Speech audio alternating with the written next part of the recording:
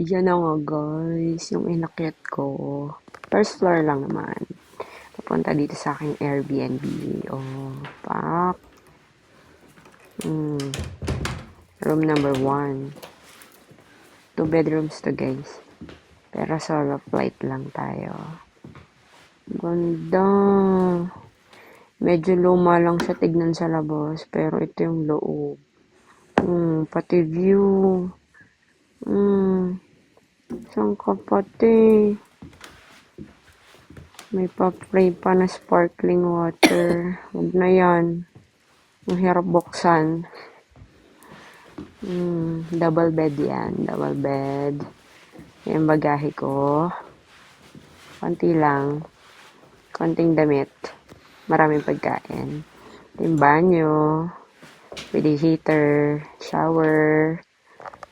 Pak. Ganda. Wala lang bidet. Pero may dala akong portable. Ito na yung sala. Ganda ng couch. Big TV.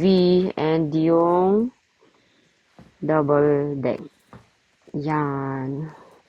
Hindi na siya inayos kasi sabi ko dun sa may-ari ng bahay ay solo flight lang ako. So, ganda ng view. Diba?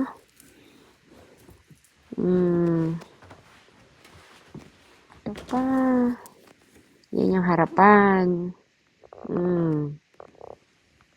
May snow. Ang mountain. Yan. Diyan tayo matutulog sa sofa. Hindi tayo magkakwarto. Ito naman yung kitchen. May pa-welcome snack si Ateng. Tsaka walang alcohol na ano yan. Chenes. Kompleto. Panis. Ang ganda. Pak na pak. Pwede tayo magluto. Tayo gugutumin. Tayong papamahal. Comment lang kayo kung gusto nyo malaman kung saan yan. Bye guys!